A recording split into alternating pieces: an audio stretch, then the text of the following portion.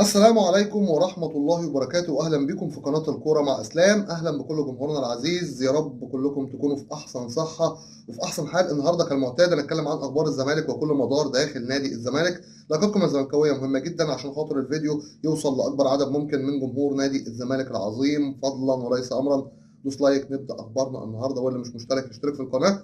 مبدئيا كده، الأستاذ محمد مصلحي رئيس نادي الاتحاد السكندري بيعلن الاتفاق مع اللجنه المؤقته داخل نادي الزمالك ببيع محمود شبانه لنادي الاتحاد بيع نهائي. بيع نهائي، خلاص بنقول اتفقنا وخلصنا كل حاجه. كنت اتمنى ان شبانه يطلع حتى اعاره، حتى لو اسوريو ما كانش عايزه، لان احنا في ازمه وقف قيد. فلو اطلع اعاره بلاش بيع نهائي. انما بخصوص حمدي علاء بيشوفوا اقرب فريق هياخده مين والعرض المناسب عشان يطلع اعاره، واوعوا تبيعوه بيع نهائي، اوعوا مهما كانت الظروف. تعالوا بقى احكي لكم حاجه سريعه كده بخصوص الانتخابات وقدامى نادي الزمالك واللي عايزين يترشحوا للانتخابات. حصلت بينهم مشكله. هم اربعه خلاص متحددين ان هم حد منهم يترشح، اتنين او تلاته على مقاعد معينه داخل مجلس اداره نادي الزمالك الجديد. طيب ايه اللي بيحصل؟ في اتنين بدون ذكر اسماء قالوا احنا عايزين نترشح على مقعد نائب الرئيس. فبناء على ذلك الاتنين زعلانين، انا عايز ابقى النائب وده عايز يبقى النائب. طب نعمل ايه؟ راحوا متفقين كلهم وهم قاعدين، قال لك خلاص نروح نادي الزمالك ونعمل استفتاء او نعمل اختيارات ونشوف اعلى تصويت هيجي لمين ان هو يترشح من الاربعه اولا، ومين ممكن نخليه على مقعد النائب. كان نفسي ده ما يحصلش، ولا من قدامى نادي الزمالك ولا من القوائم اللي هتترشح ولا اي حاجه من دي.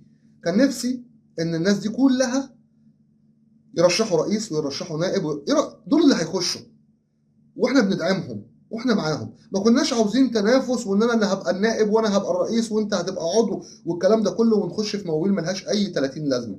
يا جماعه قلنا اللي عايز يخدم الزمالك مش شرط يبقى الرئيس ومش شرط يبقى النائب. لكن مش عارف ليه بحس انها تورته والكل عاوز يلحق ياخد له قطعه منها. ليه حتى قدامى نادي الزمالك ليه بتتخانقوا على حكايه ان انا هبقى النائب وده يبقى النائب؟ ما ينفعش. حاجه تزعل صراحه، يعني حاجه تزعل. طيب عايز اقول لكم على حكايه مصطفى شلبي سريعا كده. مصطفى شلبي نادي الزمالك اشتراه ب 20 مليون من نادي انبي. محدش يقول لي كتير لو سمحت، محدش يقول لي كتير، عشان مصطفى العش لاعب نادي غزل المحله اتباع لنادي زد ب 17 مليون. ما تقوليش شلبي كتير 20 مليون. فبناء على ذلك لما المستشار مرتضى منصور تعاقد مع مصطفى شلبي دفع 10 مليون وبقى 10. السنه الاولى هتاخد 10، السنه الثانيه هتاخد 10. جت السنه الثانيه والمستشار مشي وقدموا استقالتهم، فبناء على ذلك المفروض الموجود يدفع. محدش دفع. فبناء على ده نادي انبي عايز يشتكي الزمالك، ومش نادي بيراميدز بس اللي عاوز، ومش نادي انبي بس اللي عاوز يشتكي الزمالك، نادي بيراميدز كمان عشان صفقه عمر جابر ونبيل عماد دونجا متبقي منها مبالغ ماليه. طيب انا عايز اعرف حاجه. انا كواحد جيت مسكت نادي الزمالك، زي ما بيجي لي اشتراكات من الاعضاء كل سنه، وبيجي لي من المحلات كل شهر او كل كام شهر، او بيجي لي من هنا او من هنا او من حقوق رعايه، واجب عليا برضو ان انا ادفع اللي على النادي. ما انا مش جاي اخد بس عشان اعمل حاجات او بس. طب ما في التزامات، واي حد بيشتري لعيبه ما بيدفعش كاش في الايام دي، فبيقسطوا الصفقه. فواحد مشي المفروض اللي يجي يقسط وراه، المفروض ده طبيعي. فليه احنا نستنى انهم يشتكونا في اتحاد الكوره؟ هو انتوا ليه مش عاوزين تدفعوا كل حاجه ولا اي حاجه اللجان المؤقته داخل نادي الزمالك؟ ليه؟ نفسي افهم السبب ايه وايه اللي مانعكم. اخش بقى على خبر تاني معاك. استاذ احمد دياب رئيس رابطه الانديه قرر الاتي. قال لك ان الموسم، ان كاس السوبر الجديد اللي هيبقى فيه 4 فرق لازم نادي الزمالك يتعاقب. يعني نادي الزمالك مش هيدخل حتى لو حقق المطلوب وخد كاس مصر او كان تاني كاس مصر او الكلام ده كله زي ما الحسبه اللي هم عاملينها. وقال لك لازم يتعاقب عشان هو انسحب من السوبر، لان البطوله دي مرتبطه بالبطوله القديمه. اسمع بس الكلام، عشان الكلام ده على هوا النادي الاهلي صراحه. فبناء عليه قال لك لا خلاص احنا نعاقب الزمالك. طيب عاقب، ومحدش هيقول لك لا، ومحدش هيطلع يرد عليك ويقول لك ما ينفعش. مع ان انت المفروض قبل ما تعاقب الزمالك تعاقب الاهلي. ليه؟ هو مين اللي داخل في الموضوع ده؟ بطل الدوري وبطل الكاس وبطل السوبر ووصيف الدوري او وصيف الكاس، الكلام ده كله. هل صاحب رابطه الانديه او بطل رابطه الانديه داخل؟ ما بطل دوري وبطل كاس وبطل رابطه انديه والتاني. انا نفسي افهم حاجه صغيره.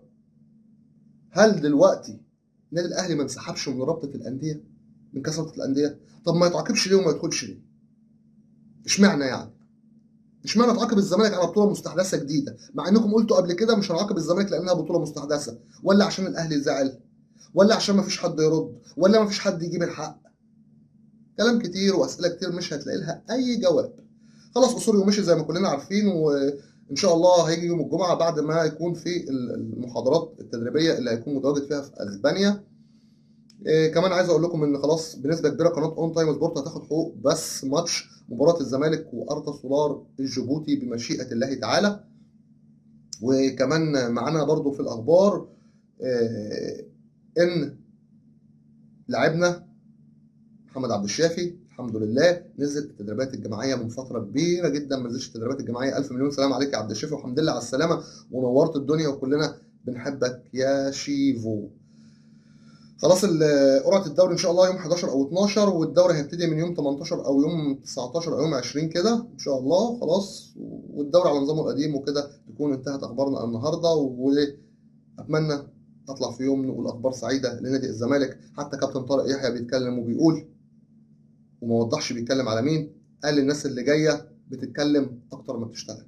عشان الزمالك حب في قلبنا هندعم نادي الزمالك، مش هنتخلى ابدا عن نادي الزمالك، ودائما وابدا في ظهر نادي الزمالك الى ان ينتهي بنا العمر. اترككم في رعايه الله وامنه وحفظه، ولكم مني خالص حبي وتقديري واحترامي، وان شاء الله قدم افضل. عشان الزمالك حب في قلبنا، والسلام عليكم ورحمه الله وبركاته.